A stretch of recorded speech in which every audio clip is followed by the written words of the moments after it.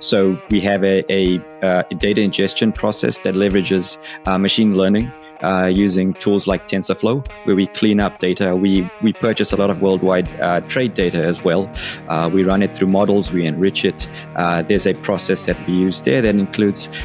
Before we get started with the show, here's a quick word from our sponsor, Global Training Center. As trade compliance professionals, you want to make sure that your procedures and documentation are completed as correctly as possible to avoid any delays and possible fines. We provide a range of trade compliance courses that will fit your needs.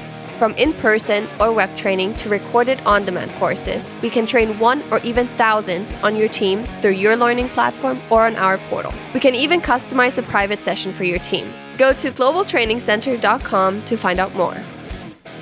Folks, we're in for a great show at Simply Trade Podcast. We've got a great show today, and with that, why don't you introduce our guest? Because, folks, this is going to be a good discussion, I think, and it'll hopefully stimulate you as far as how you vet products and the people that you're dealing with and whatnot, but also hopefully this will be something where you can find a way to work smarter, not harder. We have seen, admittedly so, we have seen in the past couple of years on these conferences a surge of companies that do a lot with AI, more specifically with forced labor. There are your other ones, that have also veered off and don't want to even touch forced labor, for example, like the classification type or recently, we talked to someone that the duty drawback, they absolutely want nothing to do with forced labor other than, very niche part of a trade compliance professional's work. So I did get to talk to Tariq, and at first, it was like, oh, so you're competing with the other half of the room was being mostly sponsored by the big three, pretty much, like the Sayaris and the Altanas of the world, and they were obviously with a big presence on that side, and then on our side of the room, I saw, again, other IT companies, and Tariq was one of them. And he's like, no, not necessarily. We address other parts of the supply chain and parts of trade compliance. And I was really impressed with his background and his partner's background as well, because they did come from HSI, from Homeland Security Investigations, if I'm not mistaken. Okay. So just want to make sure I get that correct. But we were able to just strike up a conversation, and it was really great. So, Tariq, thank you for following up and being persistent in keeping us in the loop, with each other. So and we now were able to schedule this show and have you come on. Hey, thanks a lot, Lalo. Andy, great to be on with you guys. And looking forward to talking and discussing the latest in trade and supply chain. Great. Well, let me jump in real quick. Is that so? Your processes that you want to talk about that in systems is. Are you using AI technology first off? And if so, and how so is it that if I'm in a compliance arena, what's the niche that you are hitting there with your company? Sure. Good question, and kind of I guess I'll answer it in maybe two sections. So from an AI perspective, we actually use it in three places. So we have a data ingestion process that leverages machine learning using tools like TensorFlow, where we clean up data. We purchase a lot of worldwide trade data as well. We run it through models, we enrich it. There's a process that we use there that includes AI ML scripts and tools. And then we have a connection off to OpenAI as well for people to ask questions. Chatbot, for lack of a better word, I guess that helps you answer, deeper, complex questions about your trade compliance or supply chain needs. And then we have an in-house AI model that we're building, not released yet. And that's going to be more on the classification side. So that's going to walk you through a wizard that says, I have widget XYZ. What do I think the closest HS code is? And what's the closest control? Is there an anti-dumping control? Is there, a China 301 tariff, stuff like that? Okay, so with that, let's talk about as far as with products or things of that nature. If I've got an existing parts listing, let's say that I'm an online retailer, or I've got a brick and mortar as well, so I'm bringing in products and whatnot. But I've got these commodities that I'm bringing in different things.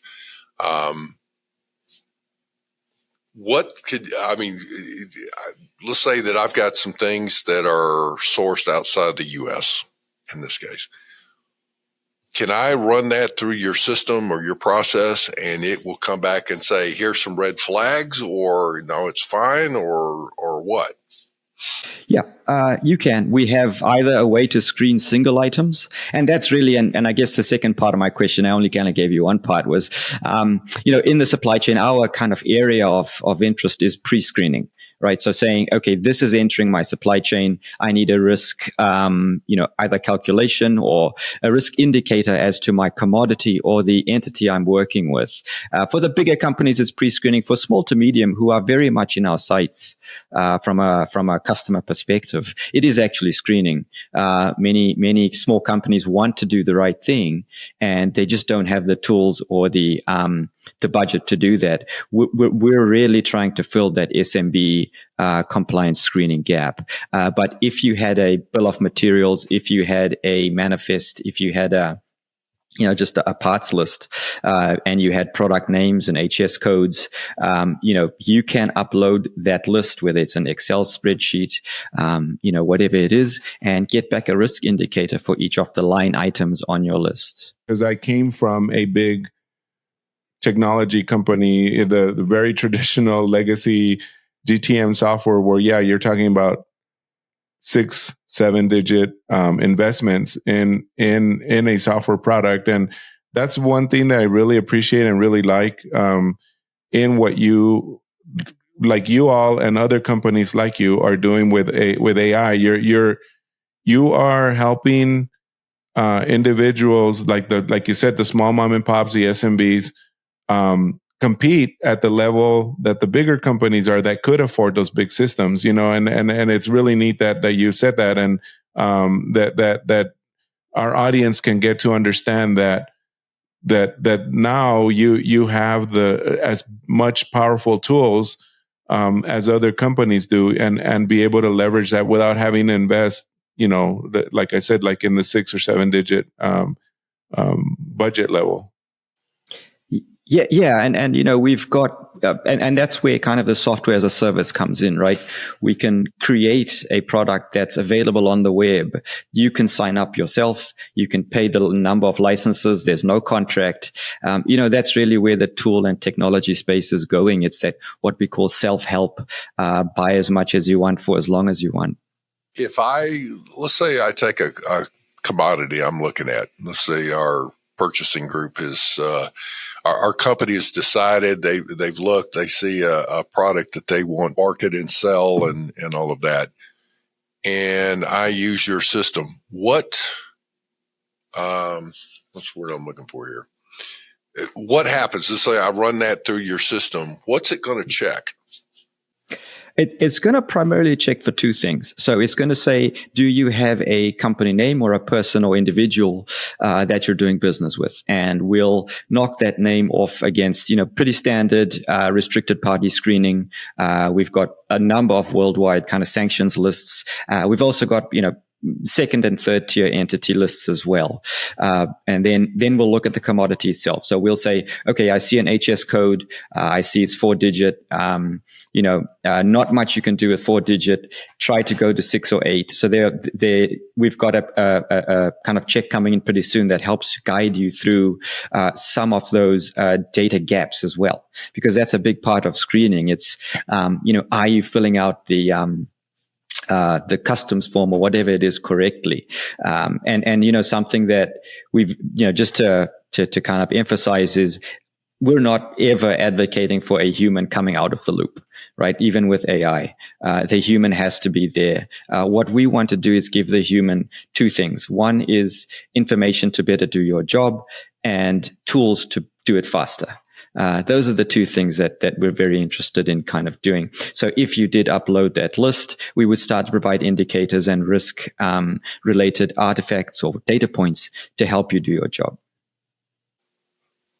Okay. So in looking at it, though, is that if there is, let's just say that I've got a product, calculators, and I'm looking at it and it's manufactured in China. What's it going to check to say? Is there going to be red flags that come up, or you've got you're saying it's classified a certain way, so it may come back and say, here's the classification, but here is what am I going to see? Am I going to? Yeah. So you'd maybe see the consumer protection lists come back with saying, hey, you've got to have it in this particular packaging. You might see a China-related tariff control come up. You might also see a flag on the supplier. It may have we've got tools from Huawei, things like that are restricted. You'd want to see that, there's nothing on a restricted party list coming up as well. So whether it's a commodity control, an import related control, whether it's a consumer protection related control, entity or company that's potentially high risk, a lot of that will come back. Dumping issues as well. You've got some of the sensitive electronic related IP issues as well. So we try to give a pretty kind of 360 view from a control perspective. There are very important roles that brokers play in this whole process as well, including things like, only a broker can really do that 10-digit HS code classification, right? You don't want the system doing that. There's little checks and balances that have to be built in, based on the law. And that's a big part of what we try to include as well. Being, a former government, a civil servant, so to speak, with HSI, something that was very important was kind of that I learned early on in the agency was, how the statutes and the regulations apply, especially to export control and to import as well. Well, to your point, though, now I will say this. This is one where if you have a parts database that you're looking at and you're wanting to look at your classification, this is one of those things where I would run it through a system that did the automatic classification and see, what it came up with compared to what you already have. But then you can take and say, okay, here's my list. It's been classified. Broker, here you go. Do you agree with this classification or not? And have them, in a sense, certified or come back to it. It is easier, in a sense, and should be less costly for a company to say, let me have somebody check this and verify that it's correct. And if it's not, they can highlight and come back to it, but go through as much as they can to say, yeah, I agree with this. And there's your, for use, wise then is using customs business to validate that versus not using any system at all. I think that's, I don't agree that that any law will prevent you from doing it. As far as that goes in today's world. But, it's, if you're having somebody classify something from ground zero that, here's the commodity, there you go. Then yeah, it's going to cost you more to classify or to pay for that to get classified than it is to say, here's a list. And, we believe we've gotten it to this point. Now you validate it. It should be less money in that realm. Now, if your system completely blew it and it's like, no, and all these items are not classified correctly, that's a whole different ballgame. But from what I understand right now, the automated classification process starts out somewhere around 30% accurate and gets up to 50% pretty quick.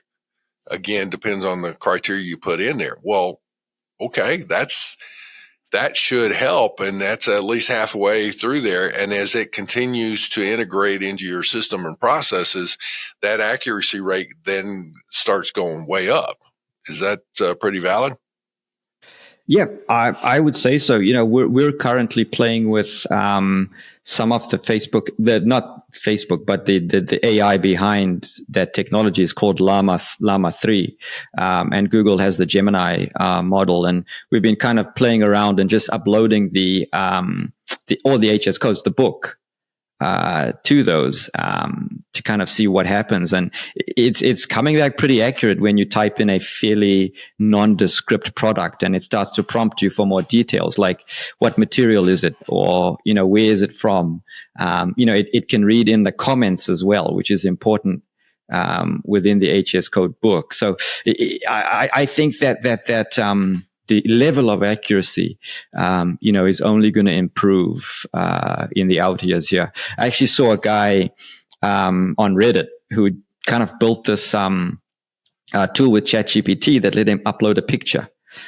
And it used computer vision to classify it, and he didn't say how many false positives he had, but he showed the good example, and it did a pretty good job. So that to me is the holy grail. It's saying I either have a PDF or an image of a subassembly. I upload the image, and I get back the controls and the HS codes for all the parts. To get your system to that point, though, you've got to spend some time with it. You can't just get a system, plug it in, and say, it's plug and play, and there you go. I mean, that's something that I would have to think that you would need to spend some time to try and refine the searches and the results and all that. I mean, is that valid? And secondly, how do you go about doing that? Absolutely, and we've been working with a super smart broker out of Boston. She's retired now, but that information in the mind, in the experienced person's head, is what really validates the product. If you don't do that, you're going to fail. And that's a big part of what we're trying to build in as well. My business partner was a special agent at Customs, and then HSI for 35 years, and that's what gave us our start.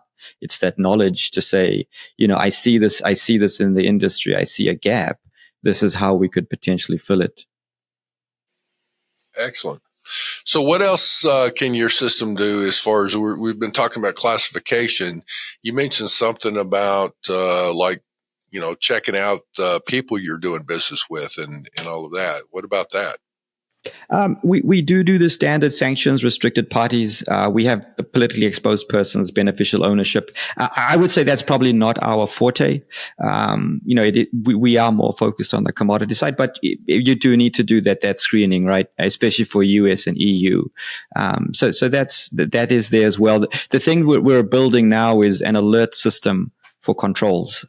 So if how quickly things are changing these days, whether it's someone added to the OFAC list or like a tariff at China 301, 232, forced labor lists, we're seeing across our system, we're seeing 2,000 to 3,000 records updated a day, and so we're building a little tool that will connect to either your message system or to Slack or to WhatsApp that will be able to alert you on a specific thing that you're interested in, right? So maybe you import like dentures or something, and you want to see if there's a tariff change or if there's a control change. That's going to come out pretty soon as well here. Excellent. As far as your systems and all that, though, and data exchange, how easy is it to run? It's one thing to check out one item, but you said you have the ability to use or do, multiple, like with a file or something. So what do you do as far as just throw it in an Excel spreadsheet and upload that to your system and all, or do you have to map out some file or what? Pretty much what's called a CSV, which is pretty close to an Excel spreadsheet. You can upload that, and right now we do a check on everything. In December, we'll release a smarter, what we call a bulk screen. It's going to have some of that some more AI in it to try to get closer. Right now, we're getting a few too many hits back. And so we're working on that. And, something I'm big on is just being open about the gaps in our system as well, right? So everyone always can improve. And I like to do what's called building in the open, right? Being clear about what we're not doing well. And right now, there's too many false positives coming back. So we're trying to tweak that. We're trying to make that a little more accurate so that how compliance people are. They don't have time. They're running around. It's crazy. We want to make it easier, not harder. And right now, we're making it a little harder. Mm-hmm. Oh, definitely. Lalo, what do you think as far as the process here from your perspective, from an IT, how to integrate something like this? Well, one of the biggest issues that we used to see, again, I came from that background where it's more of a legacy type solution, is exactly just that, is integrating a product with other products, and being able to bring things in. I mean, APIs have existed for quite a long time, and so have other built-in interfaces. But the problem with that is that it is very specific to how someone is either A, formatting the file, or B, reading directly from one system. Reading from one system to another, and then they're just reading and feeding that file. Whereas integrating, and what Tariq is, or Tariq, I'm sorry, what Tariq is talking about is, I'm not going to say just any user, but just about any user that's very familiar with data, with their data, with formatting, with even Excel spreadsheets. It makes it a whole heck of a lot easier to just bring in that data and be able to implement. I know our implementation cycles, when I was doing this back in the day, were easily 6 to 9 to 12 months. I mean, even longer to implement. And from what I understood when I talked to Tariq back at the conference, I mean, we're talking about days versus months, and much weeks, or much less months. So that's also a really big advantage that I see. And I'm assuming, I guess, Tariq, the gaps that you don't fulfill, I'm assuming, are also very easy to interface or integrate with other solutions, like the forced labor ones, for example. You very specifically say you're not doing a forced labor mapping. But there are other systems that do that. I'm assuming that maybe you're opening the door to easily be able to open that to that. Correct? Yeah, absolutely, and it's always important to note that the tools like Altana, Sayari, Measure, and Exeger, very important still. I mean, CBP is using some of those tools to screen on the import side. So yeah, no, for sure. I think more so than interfacing, I think that what the industry may want to kind of be okay with is having multiple tools. I know everyone wants kind of the one-stop shop, but I think that it's what we call vertical kind of niche analytical products or tools. It's kind of like you're streaming right now, right? Everyone was like, I've got Hulu, ESPN, Disney Plus, et cetera, et cetera. I think the analytical compliance space is going to become like that a bit, right? Yeah, totally agree. I mean, because there was that notion. I mean, we wanted to be the answer to everything. We wanted to have one platform where you had everything. You did your screening on there. You did your classification. You did your importing, your exporting, your duty drawback, and you name it. It was all in that one platform. But you're right. I mean, not if you do find a niche or a company who can really specialize very well in that, and answer that niche, and be able to talk to the rest of the system. So it doesn't matter how many solutions you have. That was a very good example. I mean, we used to always watch everything under one umbrella in a cable system, right? We had all our HBOs and Showtimes and Disney products under one umbrella of cable. But now we get to pick and choose and make up our own, cafeteria menu per se, on what we want to watch and what we want to pay for. And it makes it more competitive for one, and secondly, stronger because those companies are now putting up more original content, and in your case, more stronger, more original products that really address that niche very well. Yeah, and I think it goes to the point, especially with the small to medium as well, businesses, right? They don't have to buy the big enterprise, software that's expensive and prohibitive. They can get just that thing that they need in order to comply. Okay. Okay. Well, Tariq, I mean, we did talk quite a bit about your product, and we know you have a great background when it comes to this area, big data having to be a big part of it, and bringing that all in with modern and newer technology such as AI. Is there anything else, I guess, in wrapping up, since we are running out of time here, that you may want to talk about and mention before we do complete or wrap up here? No, I think we covered it. The one other area that we're also focused on is mobile. Mobile phones and using that to do some of your work as well. I think that's more and more. I mean, the phones are getting bigger and smarter. People say you won't need a laptop in 5 years. I don't know about that, but having that kind of trajectory and things like that is I think important to our product line as well. Well, utilizing even the camera, who would have thought, the camera industry is taking a hit because of phones and utilizing that. So I can see a lot more integration as it goes on down. It's just been phenomenal as far as the advancement of technology. So, all right. Well, Tariq, it's Tariq, I guess is how you say that, it's right? Tariq, yeah. I'm sorry. Listen, I'd screw up a 2-car parade sometimes.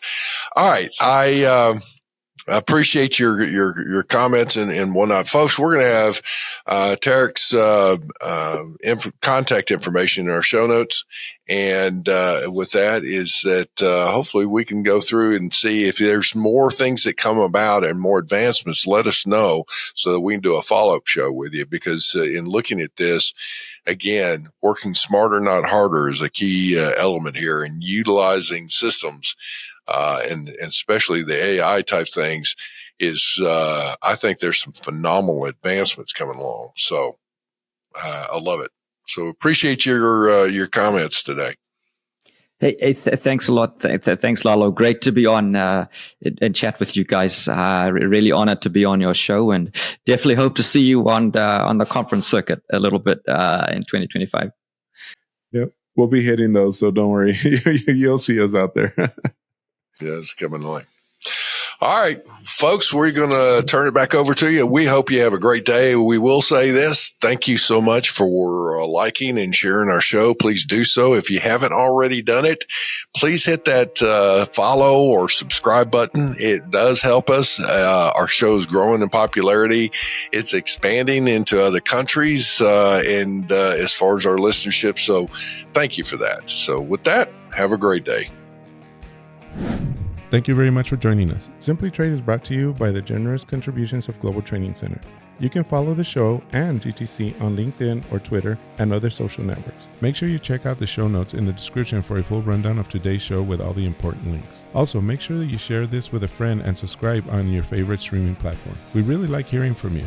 If you enjoyed the show, make sure to rate and review wherever you listen to this podcast. If you or someone you know would like to be a guest on the show or would like to sponsor Simply Trade or suggest any topic you would like for us to discuss, please contact us via email at simplytrade@globaltrainingcenter.com, or you can DM us on Twitter at simplytradepod. Thank you again for the privilege of your time. Happy trading. Simply Trade is not a law firm or an advisor. The topics and discussions conducted by Simply Trade hosts and guests should not be considered and is not intended to substitute legal advice. You should seek appropriate counsel for your own situations. These conversations and information are directed towards listeners in the United States for informational, educational, and entertainment purposes only and should not be substituted for legal advice. No listener or viewer of this podcast should act or refrain from acting on the basis of information on this podcast without first seeking legal advice from counsel. Information on this podcast may not be up to date depending on the time of publishing and the time of viewership. The content of this posting is provided as is. No representations are made that the content is error-free. The views expressed in or through